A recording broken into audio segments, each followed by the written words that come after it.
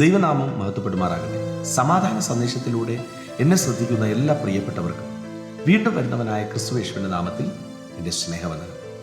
2 ശമൂവേലിന്റെ പുസ്തകം 9-ാം അധ്യായം അതിൻ്റെ 1 മുതലുള്ള ഭാഗങ്ങളിൽ, അനന്തരം ദാവീദ്, ഞാൻ യോനാഥാന്റെ നിമിത്തം ദയ കാണിക്കേണ്ടതിന് ശൗലിന്റെ കുടുംബത്തിൽ ആരെങ്കിലും ശേഷിച്ചിരിക്കുന്നുവോ എന്ന് അന്വേഷിച്ചു.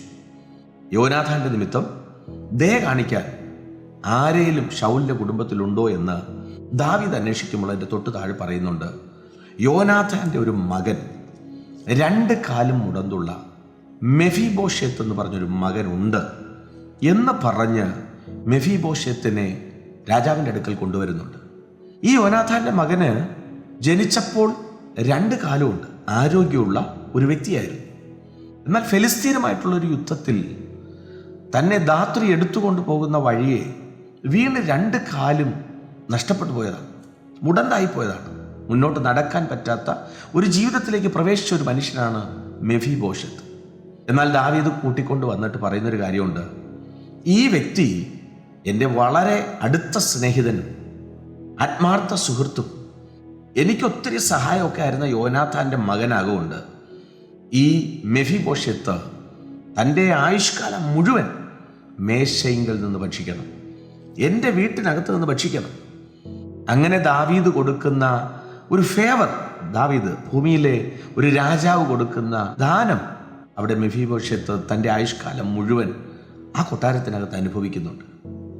പ്രിയരെ, കാല് നഷ്ടപ്പെട്ടു പോയ ഒരു മുടന്തന് ഭൂമിയിലുള്ളൊരു മനുഷ്യൻ കൊടുത്ത ഒരു അനുകമ്പ, ഒരു ദാനം എന്ന് പറയുന്നത് തനിക്ക് ജീവിത അവസാനം വരെ മേശയിൽ നിന്ന് ഭക്ഷിക്കാം, തൻ്റെ മുടന്തിന് കിട്ടിയ ഒരു പ്രതിഫലം.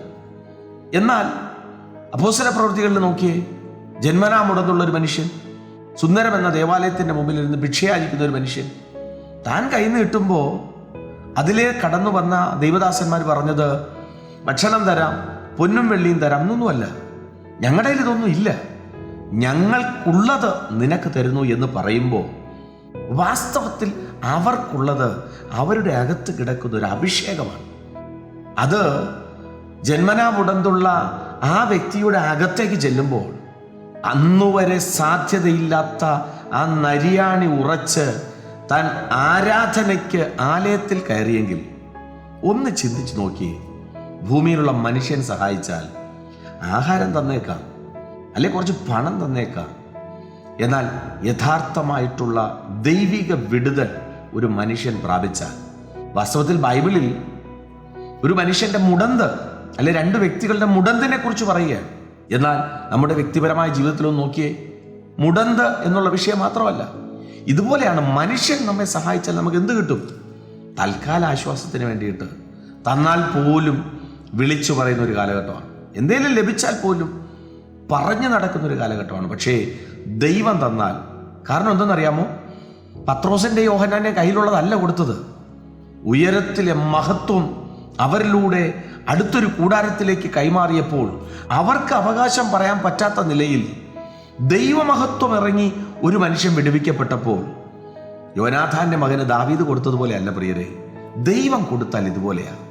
38 വർഷം ബെഥെസ്ദ കുളക്കരയിൽ കിടന്ന മനുഷ്യനും കർത്താവാണ് കൊടുത്തത്. യേശു ഡയറക്റ്റ് വന്നിട്ട് മനുഷ്യൻ തരുന്നതും കുളം കലങ്ങുന്നതൊന്നുമല്ല, ഞാൻ ഇപ്പോൾ തന്നെ സൗഖ്യമാക്കാൻ പോവുകയാണ്. പ്രിയരെ, മനുഷ്യന്റെ മുഖം നോക്കാതെ ദൈവത്തിന്റെ മുഖം നോക്കിയാൽ ആഹാരം മാത്രമല്ല, എന്താണോ നമുക്ക് പ്രാപിക്കേണ്ട വിടുതൽ അത് തന്നെ ദൈവം തരാൻ ശക്തനെന്ന് ഉറപ്പോടെ വിശ്വസിച്ച് വിശ്വസ്തയോടെ സഞ്ചരിപ്പാൻ ദൈവം കൃപ ചെയ്യട്ടെ. വിശ്വസിക്കുക, പ്രാർത്ഥിക്കുക. ദൈവം വിശ്വസ്തൻ. God bless U.